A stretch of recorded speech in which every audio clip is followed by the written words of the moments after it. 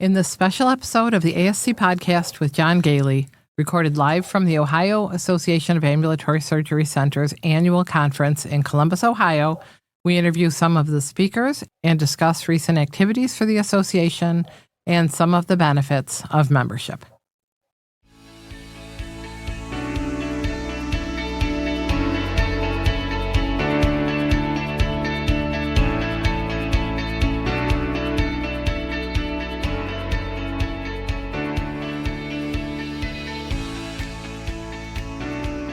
Welcome to the ASC Podcast with John Goehle, the longest-running podcast specifically focused on the freestanding ambulatory surgery industry.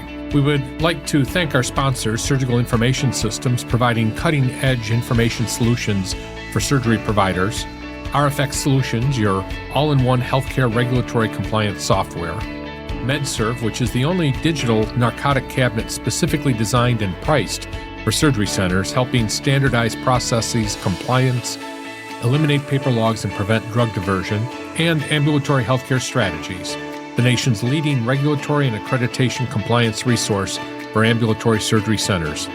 For more information about our sponsors, please visit our website at ascpodcast.com.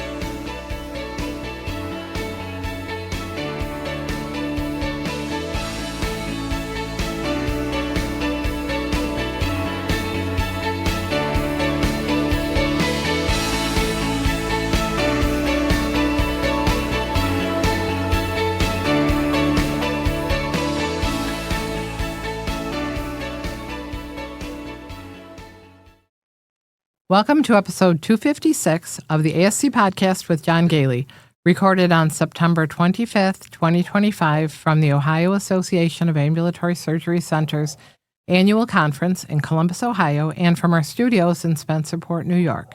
I'm Sue Cronkite, your co-host and operations manager at Ambulatory Healthcare Strategies. As a reminder, the regulatory landscape for ASCs is always changing. The content in this episode reflects the most current information available at the time of recording. We encourage all ASCs to remain vigilant and keep up to date with any new guidelines or updates released by relevant regulatory authorities. Joining me today is John Goehle, owner of Ambulatory Healthcare Strategies and one of the leading experts in the ambulatory surgery field. With over 3 decades of experience, John has authored more than 10 books on the ASC industry, and he is a highly regarded speaker on topics related to regulation, accreditation, and financial management. So, Sue, I had a great conference this year. We've been going in one form or another to the Ohio conference for over 6 years. Unfortunately, I missed last year. You went, I know, but we didn't do a special episode. So we certainly owed our friends in Ohio a special episode. But as luck would have it, even though we took a full studio with us, we had some technical problems. So unfortunately, 2 of the interviews were either completely lost or heavily damaged. So I'm going to try to recreate the discussions that we had during those interviews. I did a session on an introduction to finance, and Sue, I had the last slot. In other words, I was the last person before everybody left at the end there. I will give them all credit, though. They didn't, they weren't like standing next to the door heading out, and I threw some puppy pictures into the presentation, which kept them engaged, I think. Of course, yes. The Ohio Association, in case you are not familiar with the organization and you're listening from another state or you're not a member and in that state, is one of the strongest associations in the country. And they really put on a great conference, and they provide a lot of great benefits to their members. So what I'm going to do is I'm going to introduce the first 2 interviews, which unfortunately were, partially or completely lost, and I'll explain that as we go along. The first interview was with Eric Plink with Dinsmore. That's a national law firm, and he did a presentation about Ohio SB 109 and its mandatory reporting changes for ambulatory surgery centers and affiliated professionals. It was kind of a concerning bill, which I think has some pretty major implications to surgery centers as well as really all healthcare professionals in the state.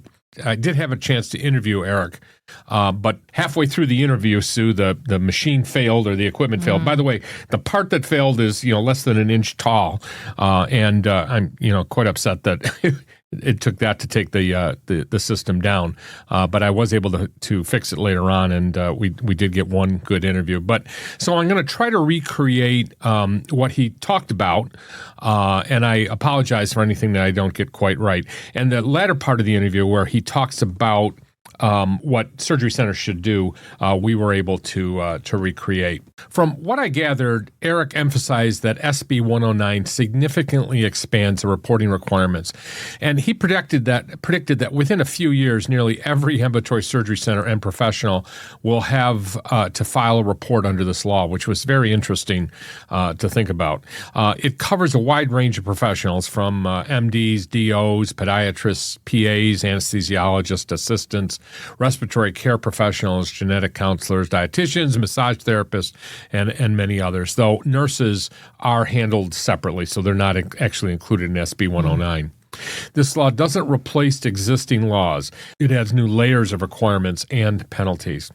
One of the biggest shifts with this regulation is that any complaint, even if it's unsubstantiated, about a provider from a patient must be reported to the state board. And Eric stressed that for investigations into criminal conduct or sexual misconduct, you have to report them even if you dismiss them right away. In other words, even if you find that the allegation is incorrect, you still have to report it to the state. Failing to do so is a crime, likely leading to fines. The timeline is critical. You have 30 days from the start of an investigation to report it. And Eric also pointed out that Ohio actually has a kind of like a mini NPDB reporting mechanism, Sue, which mirrors NPDB, but is separate and is reporting. NPDB, as we all know, is a national reporting system, but those same types of things that would go to the NPDB also have to be reported to the state. So this adds another layer on top of that. I noted that Ohio seems to have stricter oversight than many states in this particular area, possibly due to past gaps in reporting that prompted this push for accountability. Eric also mentioned that physicians now have an expanded duty to report if they believe a colleague has done something reportable. Plus, there's a new self-reporting requirement for professionals on criminal matters such as DUIs. One point that stood out was the ambiguity around what counts as an investigation. As I indicated, that when you have to report when you start the investigation, not after an investigation has been concluded. Eric noted that the law doesn't define it very clearly. In other words, doesn't define what an investigation is. So it's uncertain whether just reading a complaint triggers a reporting requirement. Once you start a formal review, though, the 30-day clock kicks in and the state board will likely investigate alongside your efforts. So that's another important element here, is that this will generate an investigation by the state. Someone in the audience asked if sexual misconduct reporting includes staff or is it just patients? And from what I heard, it applies to both, protecting everyone in the healthcare setting. Also, kind of interesting, Eric clarified that peer review committee members don't have to report individually. So the facility handles that. Under prior law, the chief administrator or executive officer typically faces the penalties for noncompliance as they've seen as responsible for reporting. So in other words, it's going to be that individual who's going to bear the brunt of any non-reporting ramifications. On timing, Eric mentioned that some existing laws require reporting within 48 hours of forming a belief about an issue, but SB 109 focuses on 30 days from the start of the investigation, as we mentioned earlier. Adverse action reporting also has been shortened from 60 days to 30 days. So that's the gist from what I took away from Eric's speech in our partial interview. Again, I'm sorry that if I've gotten anything wrong due to the recording glitch. Thankfully, we did capture the part where Eric shared some practical steps for ASCs to navigate SB 109 and mitigate risks. Let's listen to that recorded portion. I should note that because I was using a handheld device, Sue, that the recording quality was not quite the best. So let's listen to that interview. So, Eric, unfortunately, our recording studio failed as you were finishing up there the discussion of what we do with regard to reporting and the duty to report. Yeah, so I think that the issue of reporting at commencement rather than at conclusion of the investigation sort of ties in with the legislature's clear message here to report these things sooner. And report them without regard to whatever internal conclusion the center makes. Right. So what that stems from is not clear, in looking back at the legislature. But as I mentioned there, I think that they want to avoid centers and hospitals from making their own judgments about underlying events, because the state may have a different view, and so you will unfortunately be reporting investigations that the center may believe are not meritorious. Well, and when we look at the complaints that we get, not everything turns into a major event. Absolutely. Some people have a particular concern that might not be valid, or they have another reason for bringing a complaint against the doctor. Yeah. I think one point that you made, though, talk about the protections or the exceptions that are in the rule with regard to people that serve on the peer review and the quality improvement committees. Yeah. So if we've had a long-standing exemption at the individual reporting level, that you don't have to report a belief. So this goes back to that individual obligation to report when you have a belief of a violation. At the individual level, you have an exemption from reporting that if the sole source of that belief comes from information you obtained in participating in a peer review or quality assurance committee.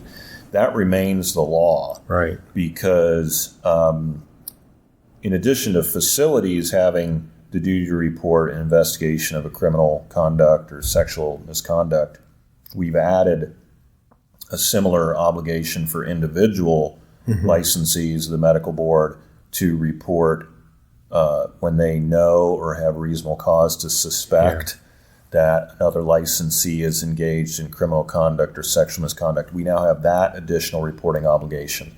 There's still a peer review exemption for that. Right. But on the facility side, be clear, in Ohio, you're going to be potentially reporting to the medical board an item that might have started or be being reviewed in peer review.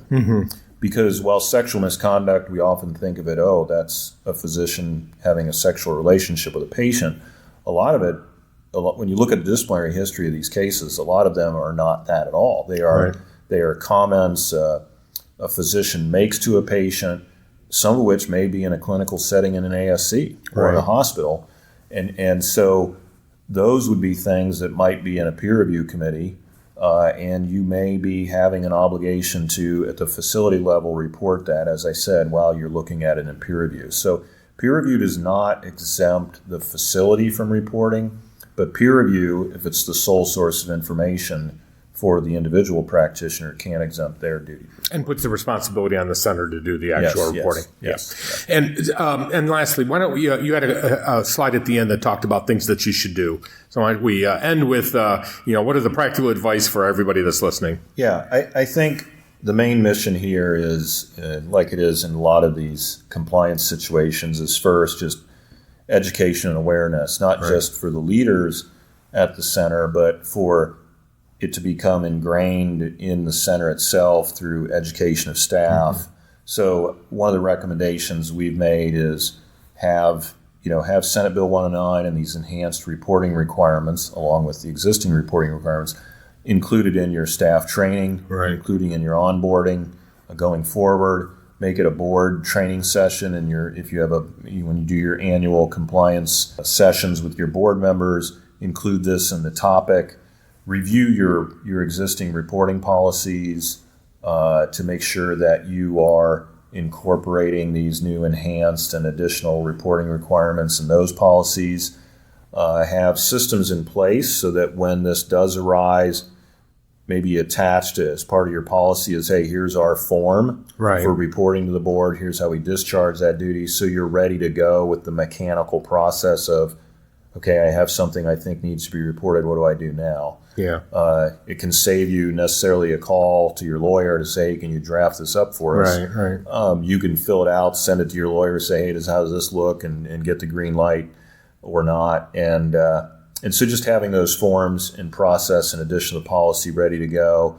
And then I think the additional recommendation we had was, educate your staff additionally on, some of the protections that are there. And make sure people know that, hey, these reports are confidential. Yeah. Nothing has changed about that. Right.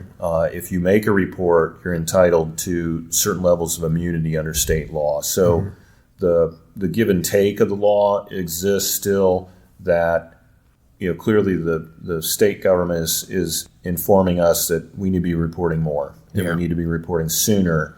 But what you get from that is your reporting remains confidential, you maintain immunity.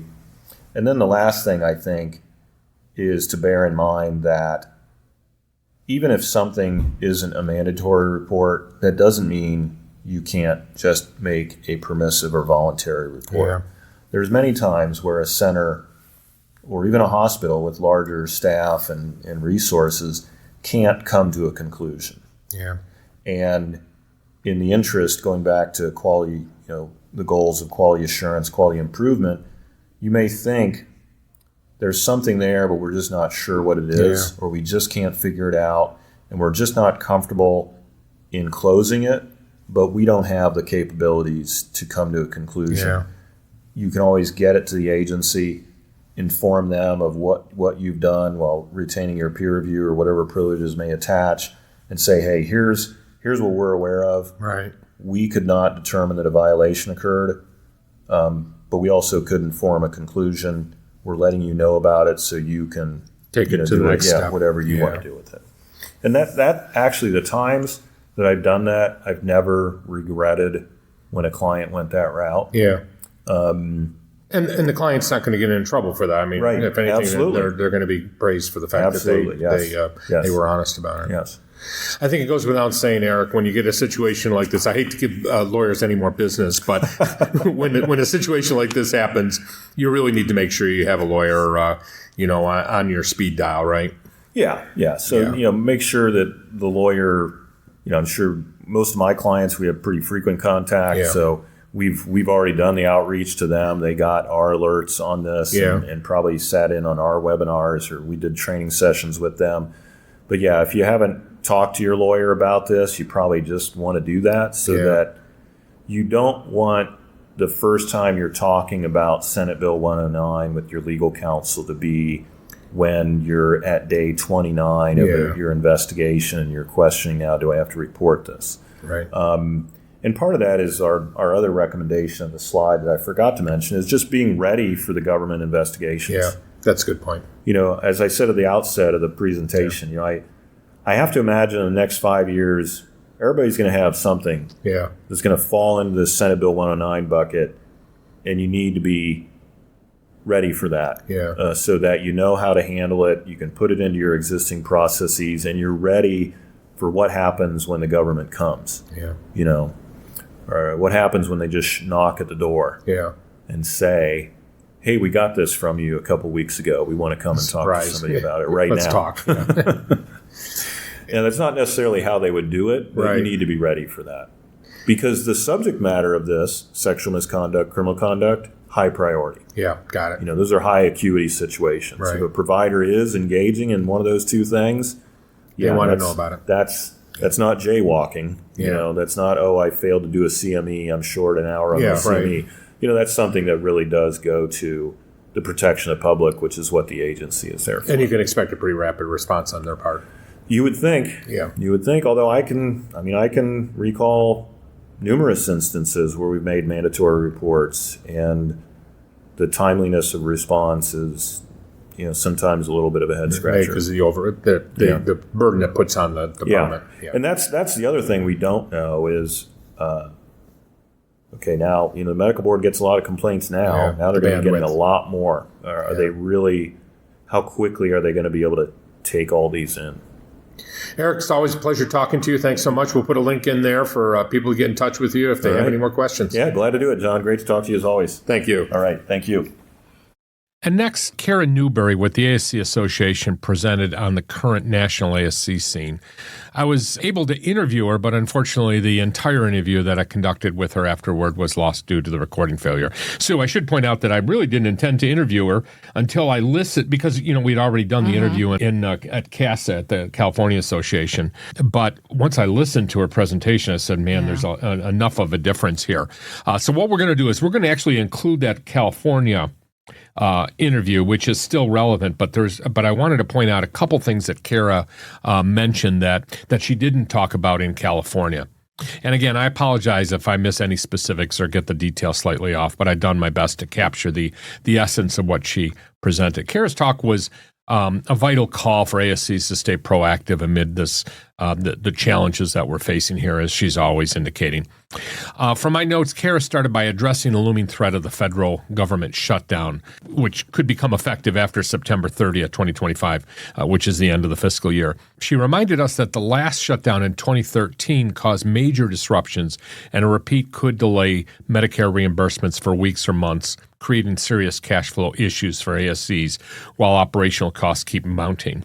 She urged centers to prepare for this possibility. Now, I should note that after this interview, I have been watching the news, and it does appear that a shutdown will not impact the CMS payment. But again, we never know until we see the actual shutdown occur.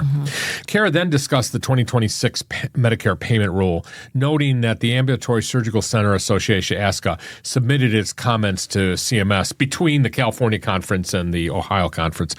And she highlighted several surprises in the proposed rule that would impact ASCs, which will be in the interview that I include.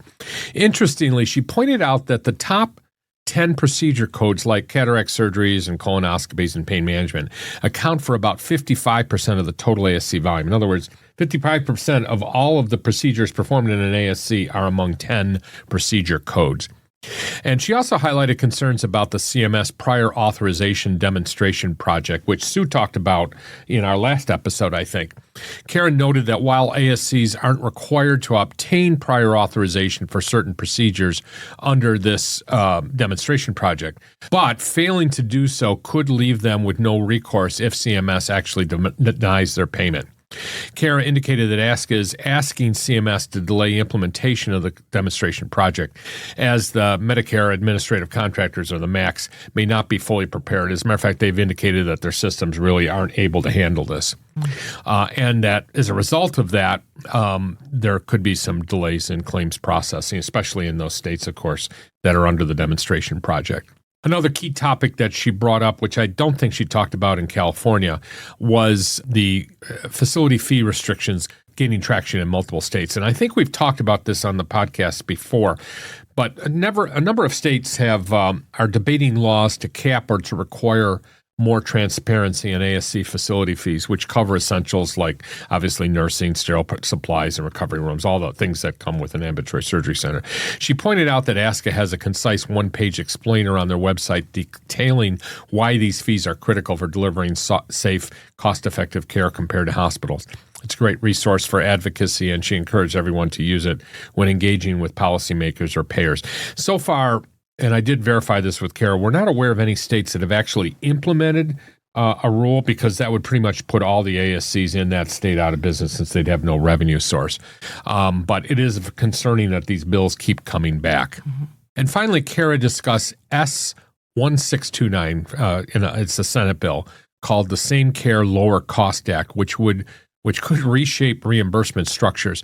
The bill evaluates procedure volume across hospital outpatient departments, ASCs, and physician offices over a 4-year period. And the reimbursement outcome depends on who has the highest volume for a given procedure. So, for example, if for a given procedure, HOPDs have the highest volume, then the reimbursement would stay the same for ASCs, HOPDs, and the offices. If ASCs have the highest volume, the HOPD rates drop to match the ASC rate, while physician office reimbursement rates stay tied to the Medicare physician fee schedule, which is better known as MPFS. And if the physician offices have the highest volume, all rates, HOPD, ASC, and physician office, will drop to the Medicare payment schedule. So that's quite concerning if this bill does come into play. And of course, the volume argument is what's used right now for ASC reimbursement with regard to very high volume office-based procedures, which are only reimbursed at the lower rate. Okay. So it could be a good thing in the end.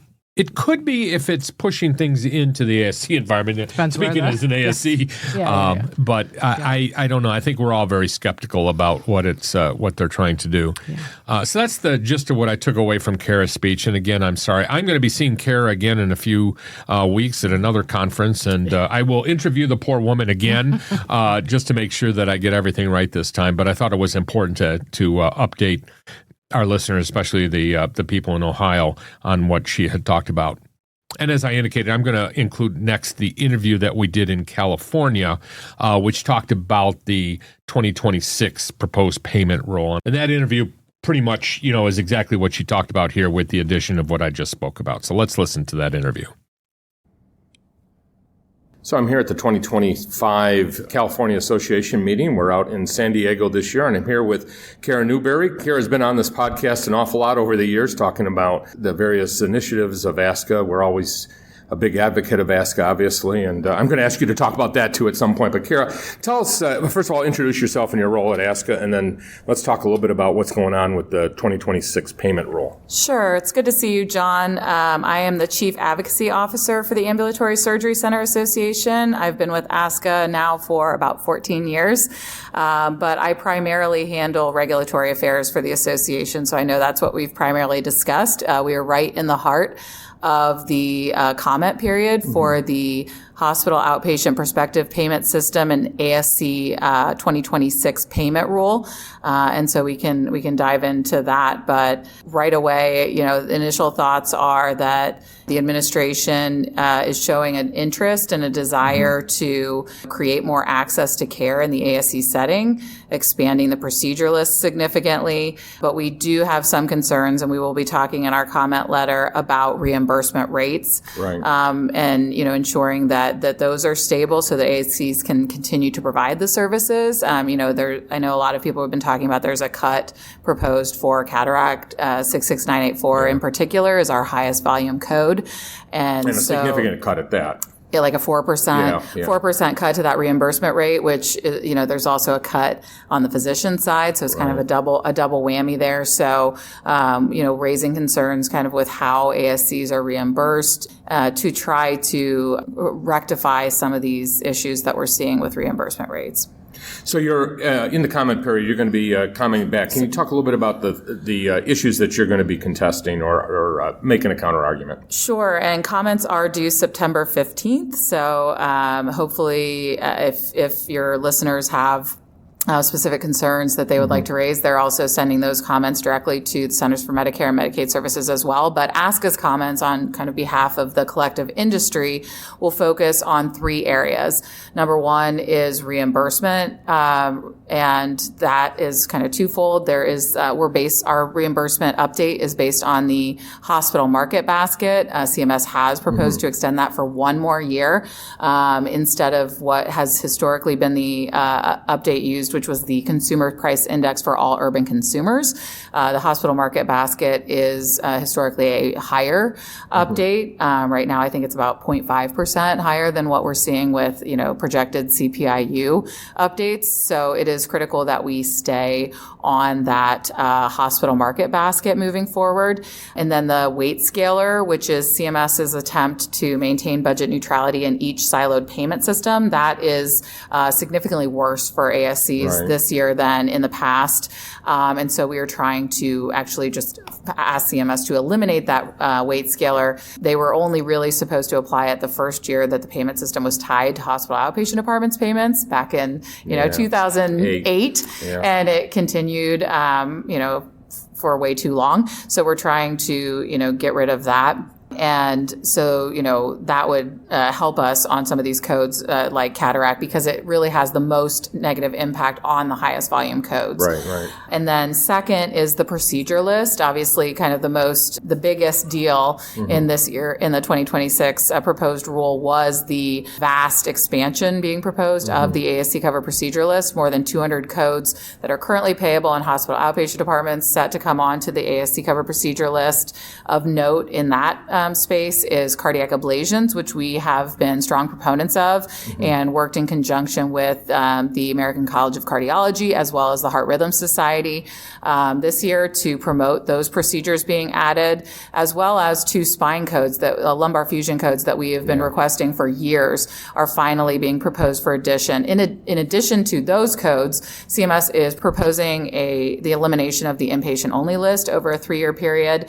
And it was kind of surprising to us because while the first Trump administration proposed that, this is the first time that CMS has proposed to add those codes directly to the ASC covered procedure list at the same time they're coming off the inpatient-only list. And for 2026, most of those codes are musculoskeletal in nature. So, ASCA is supportive of clinical discretion. We are supportive of having the surgeons direct their patients to the appropriate site of care. And so we will be supporting those codes with specific attention being paid to the procedures that we had promoted in the pre-proposed rulemaking portal, which were those cardiac ablation codes as well as the lumbar fusions. Now, you also mentioned, you were just on the podium a few minutes ago, so I took as many notes as I could. But you were also talking about the new administration having to go through a little bit of an education period here to understand the complexity of this system. We barely understand some of the components of it, so I'm sure that is a bit of your challenge right now, especially with the way the actual rates are calculated, as you just said. And there is a lot going on. ASCs, while, we do now have more than 6,500 Medicare certified ASCs, we still represent a very small portion of the overall expenditures in the Medicare space. And so just making sure we cut through the noise and ensure that ASC issues are brought to the attention of the policymakers, especially with CMS. We do have a lot of good connections with the political appointees at the Centers for Medicare and Medicaid Services, which helps, but they've been busy just kind of getting up and running again. Right now, as you and I speak, the HHS Secretary, RFK Jr., is, probably being grilled on vaccinations. And so there's a lot going on, and trying to cut through the noise and making sure that ASC issues are taken into consideration has kind of been our biggest challenge. But I do think that there is a lot of opportunity, maybe not necessarily in 2026, but 2027 and beyond. I mean, you also have to remember, the first Trump administration, it was that last year, that 2021 rule, that we saw a bunch of sweeping changes. So I was actually impressed that they were able to get organized quickly enough to get a lot of big issues addressed in the 2026 proposed rule. Well, and also you indicated that there seems to be quite a bit more knowledge of the ambulatory surgery industry among this administration now, too. Yeah, a lot of the political appointees that we're dealing with were involved. They were worked on the Hill, worked for committees of jurisdiction, which means committees that have jurisdiction over healthcare issues, and so ASC issues are part of that. And so, it's not that same learning curve that you would face if you're dealing with folks who have no background. And then, of course, Dr. Oz, who is the administrator for the Centers for Medicare and Medicaid Services, is a surgeon by background, and so has that understanding. That can cut both ways. Right. Being a surgeon doesn't necessarily mean that, he's going to support ASC issues, but, based on a lot of the codes that were being proposed to be added to the ASC covered procedure list, all indications are that there is, a fairly positive perspective of ASCs there as well. So a lot more to do, but a lot of opportunity, I think, moving forward. Moving on to Medicare quality reporting, a lot of great changes there. Actually, some really good news for our audience. We've already talked a little bit about it, but why don't we talk about it again and where you are in your position on some of the newest additions? Sure. And ASCA, we support the removal of the COVID vaccination of all healthcare personnel measure. We opposed that from its very inception. And so we were excited to see that being proposed for removal. It was already removed from the inpatient prospective payment system. So that's a good indicator that it will be included in that final rule that comes out in early November. And then the health equity measures, ASCA had also, raised concerns last year with the addition of those measures. Just we weren't sure that ASCs were the appropriate site of service to collect that data. And so we were happy, and they were never tested in the ASC setting. So we were happy to see that those measures are proposed for removal as well. They have also already been removed from the inpatient payment systems. So all indications are that they will be removed from the ASC setting. There is one new measure that has been proposed for addition. And it's not necessarily that ASCA takes issue with the measure itself. It is a information. It's basically looking at was the appropriate information given to patients for post-operative care, so following their procedure. And our concerns stem from the fact that we are just now operationalizing OSCAP's survey. And struggling. A lot of facilities are seeing return rates lower than 20%. And not even being able to meet the 200. Having a hard time potentially meeting the 200 completed surveys. So adding another survey, right away, we're seeing survey fatigue from a lot of, patients. And also this measure was not tested in the ASC setting. And so we do have concerns with that. So we will be at least asking for a delay. Concerns because it's an independent, it's completely separate, and it could have been implemented with OSCAPs. So it's interesting because CMS was telling us over the summer that you can actually do it yourself at your facility, but there are questions about how that would be operationalized as opposed to working with a third-party vendor. We do know that there are some third-party vendors looking into getting into this space, but yes, to your point as well, there was a request, well, can we just add a couple of questions to the OSCAP survey? Of course, we all know the OSCAP survey is already long enough, but can we just add a couple of questions there to avoid another survey? And we're told no. So we are going to raise those concerns with that new measure. We've had some questions from our listeners about the OSCAP's implementation and the ramifications of not being able to get that 200, not being able to even get it up and running on January 1st. Do you have any observations about that? So I'd asked for something in writing, but of course was not granted that. But verbally we were told by CMS staff that if you did what you're supposed to do and you were working with a third-party vendor and putting that survey out there and just were unable to get to the 200 through no fault of your own, that there will be a reprieve for facilities. We will obviously be reminding them of that in not only in the comment letter, but in upcoming discussions with CMS staff, because, it's not fair. We're already spending thousands of dollars to implement this survey, which of course has taken the place of, other patient satisfaction surveys that facilities were offering that were getting much higher results, probably better information for their facilities, and to get penalized 2% off your Medicare reimbursement as well, is, problematic. So we will continue to advocate for a reprieve for those facilities who did try to implement. Thank you. And since I haven't had a chance to talk to Bill in a bit, it's your opportunity to advocate on behalf of ASCA. Can you tell everybody how important ASCA's membership is and how everybody can help you out? Absolutely. And, we just wrapped up National ASC Month. And so we thank all of our, members who were able to get an elected official into your facility. Even if you weren't able to in August, any time is really a great time to do a facility tour. We've got tons of tools. We have a toolkit available. So feel free to reach out to me. Happy to put you in touch with the appropriate staff. They kind of can do all of the legwork for you. Right. And we have our flying coming up in a couple of weeks, so we will be advocating in person with elected officials. Of course, they will be busy. I'm trying to avoid a government shutdown at the end of September. So hopefully we can get some of our talking points out there as well. And just making sure that you are involved with your state and national associations, so that you know what's happening at both levels is critically important. There's always, as I know John keeps you all updated as well, but there is always something new coming down the line every day, really. So, being involved in your associations is really important. Well, Kara, as always, it's great talking to you. Thank you for everything you do on behalf of the industry. You're doing a great job. ASCA has been doing an incredible job for us, and I think that the proof is really this proposed rule this year is actually much more favorable to us and has a lot of good news, I think, for the industry. Absolutely. Good things ahead, hopefully. So thanks for talking to me, John. Thanks so much. So let's take a short break, and when we come back, we'll have an interview with Nicole Short. She's a member of the board of directors of the Ohio Association, and she spoke to me about the conference, about the benefits of membership, and the activities of the organization.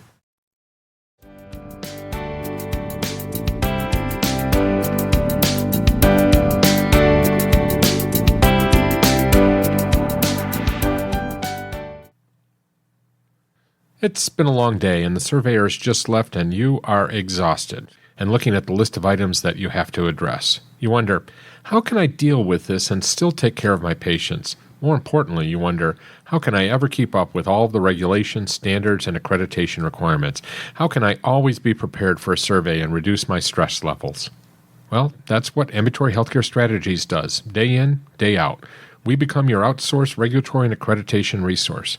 We can maintain your policy manual, develop your education programs, help out with fire and disaster drills, do your risk assessments, oversee your quality improvement activities, help run your quality improvement meetings and governing body meetings, and we can even prepare your monthly or quarterly financial statements and help you figure out where you are financially. We are a retainer-based service. We don't take ownership. We don't charge based on your revenue. We have one fixed monthly fee, and we can tailor your services to your exact needs. So whether you're looking for help getting over a survey, preparing for a survey, or looking for a long-term relationship to assist you with your ongoing regulatory and/or financial needs, please give us a call at 585-594-1167 or email us at info@ahstrategies.com. That is info@ah-strategies.com, or visit our website at ah-strategies.com.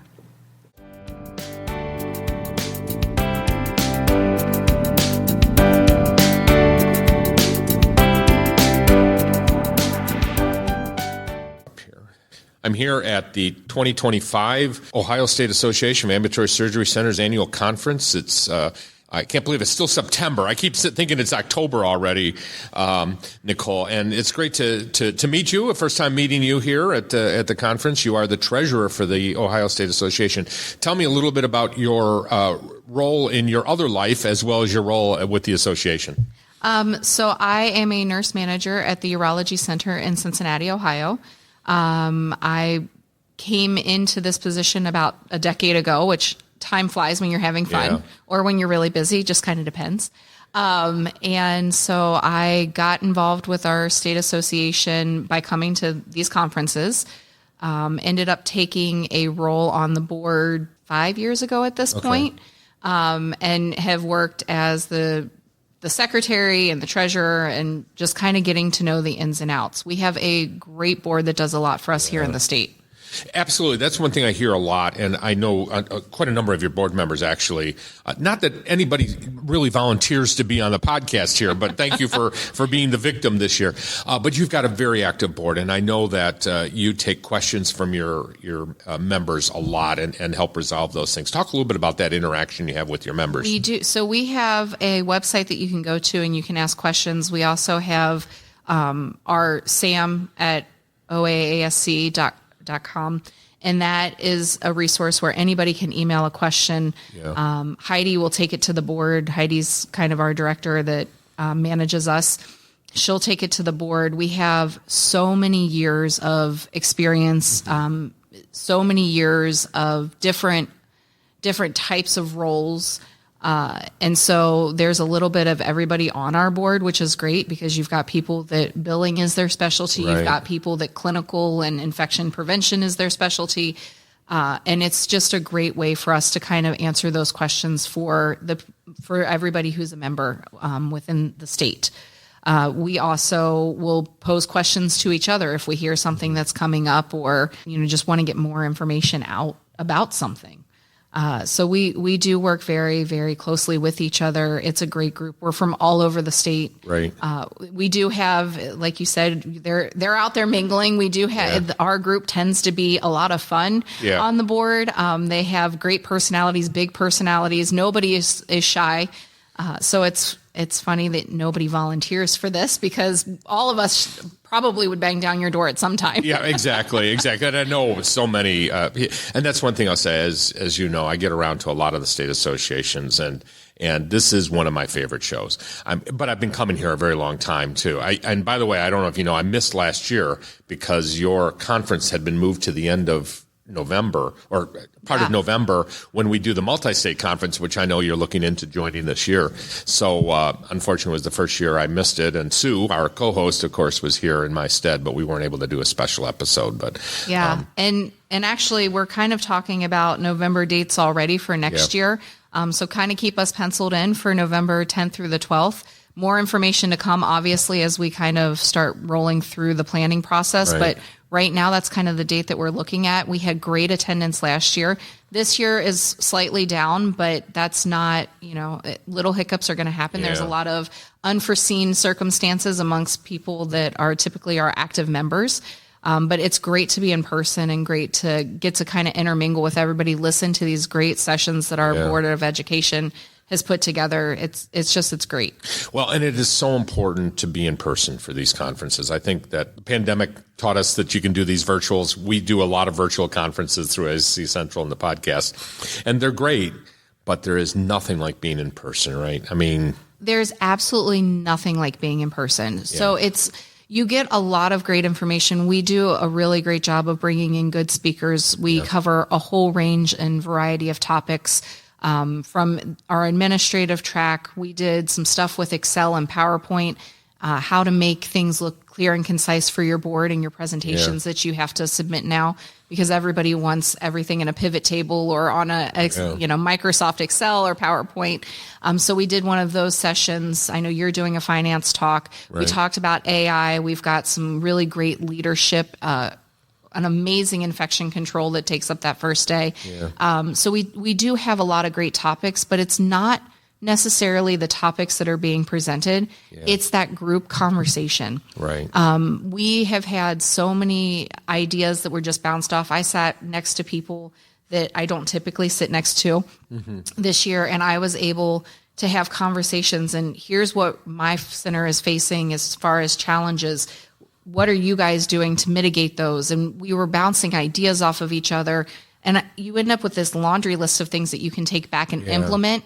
And not only that, but I also have resources now when I say, I need something, and she was an expert in it. Let me reach out to her. And it's a quick email, and somebody's there to help.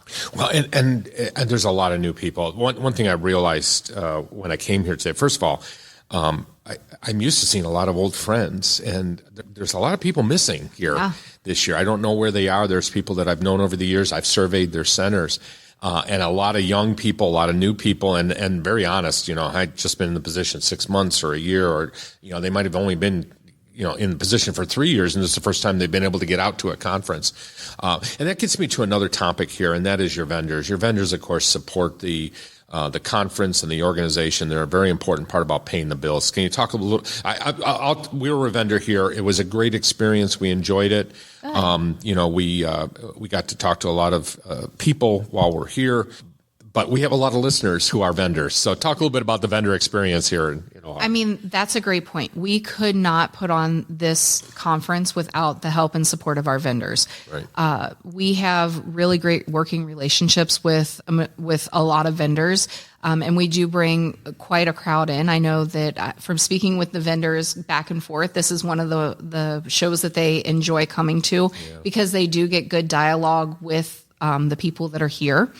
But it's a great way for you to see different products, different ideas. I feel like every year, just from walking around and mingling with vendors, mingling at the social hours and things like that, you come up with something that could be beneficial to your surgery center. And it may be something that you don't implement right away, but you at least have that point of contact when you do need it, and when it's time. And so it's great to just kind of get to see all of the different areas of specialty, how things have changed. I started, like I said, a decade ago, and I started coming to this conference then. And so it's one of those things that the products that we need in our surgery center, COVID, to your point, it changed everything.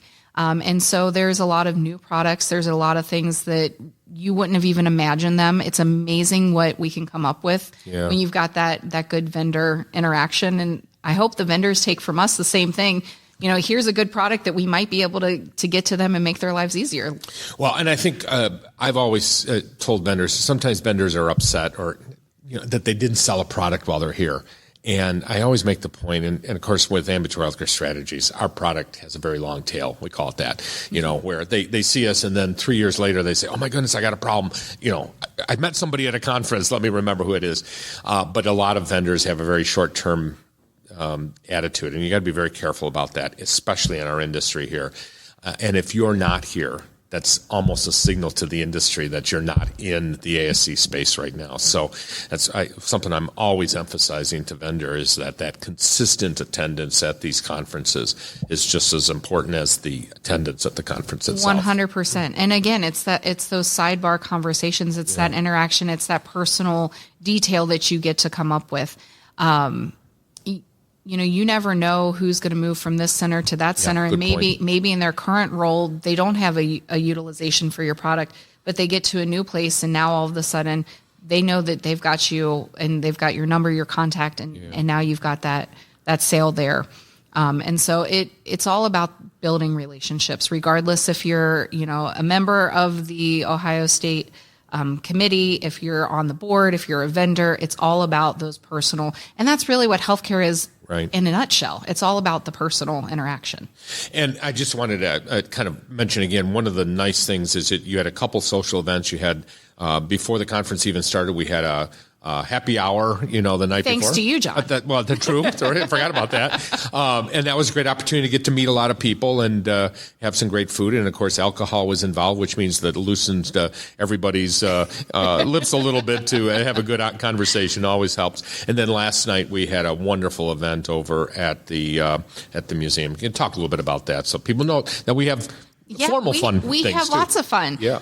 So last night we were actually this year down by OSU's campus. Yeah. So this year we went to the Jack Nicklaus Museum, which is right on Ohio State's campus over by the football training facility.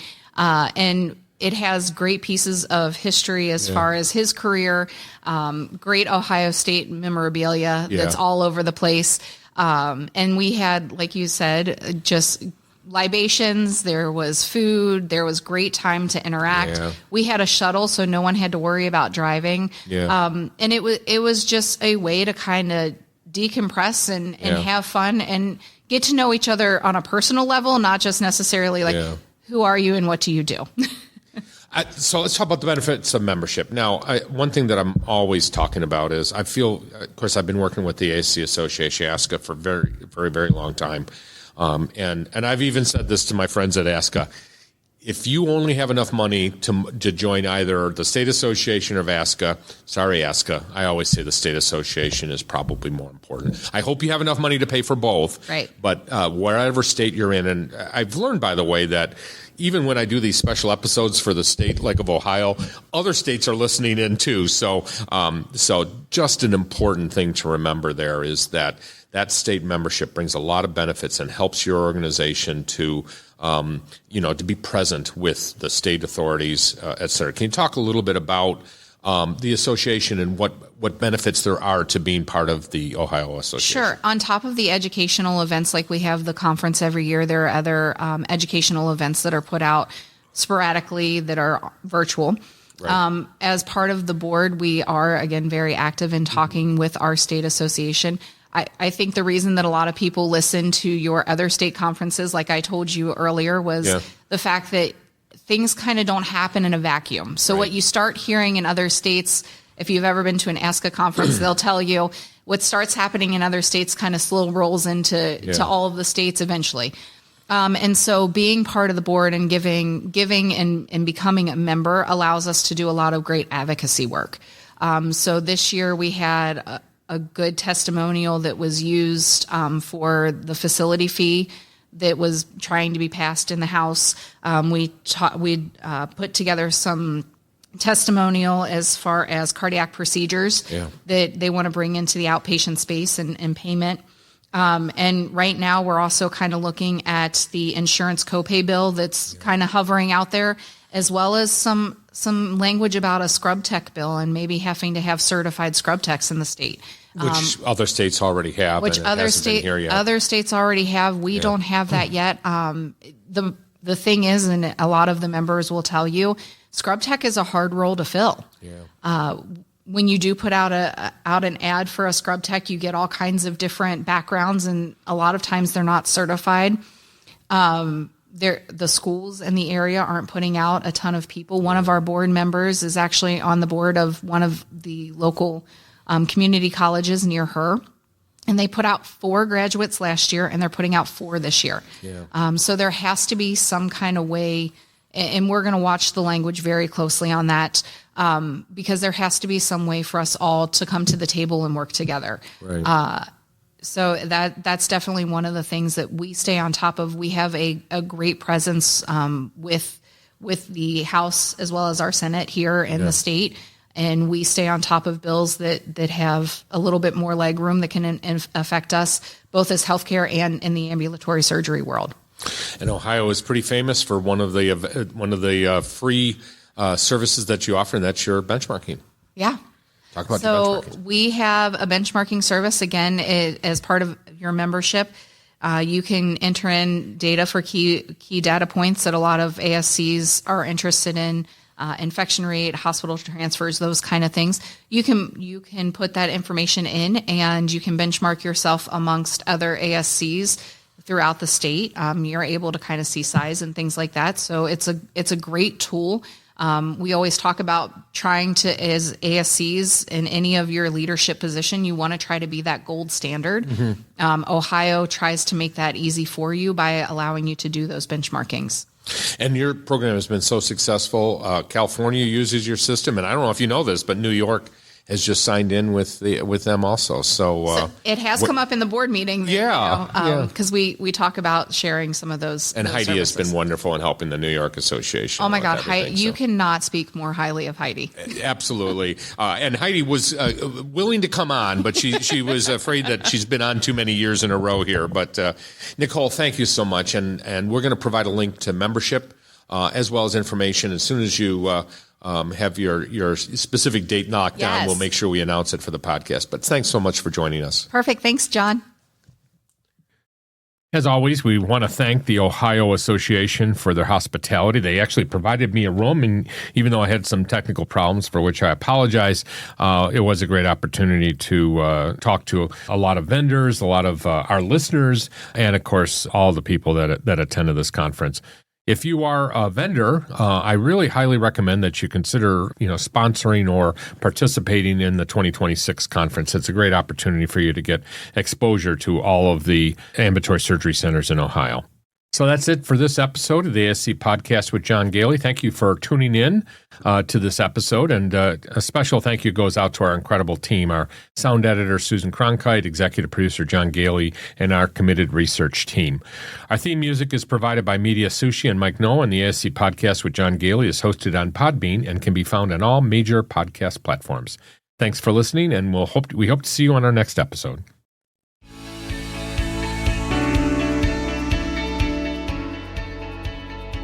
This episode of the ASC Podcast with John Goehle is sponsored by Surgical Information Systems, RFX Solutions, MedServ, and Ambulatory Healthcare Strategies.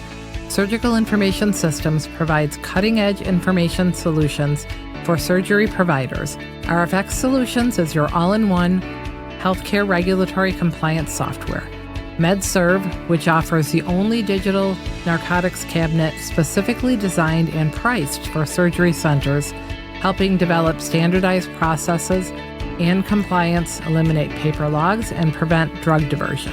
And Ambulatory Healthcare Strategies is the nation's leading regulatory and accreditation compliance resource for ambulatory surgery centers. For more information about our sponsors, visit our website at ascpodcast.com. This podcast is an educational and operational tool and is not intended to be a comprehensive resource for all rules, regulations, and standards that an ambulatory surgery center must meet. The advice provided should not be considered as, nor does it constitute legal advice or opinion. When reviewing specific situations involving legal and regulatory issues, attorneys and other professionals should be consulted. This has been a production of Eden Group Development. All rights are reserved. If you're interested in advertising or sponsoring the ASC Podcast with John Goehle, please email us at info@ascpodcast.com. We would love to hear your questions and comments. Please email us at comments@ascpodcast.com.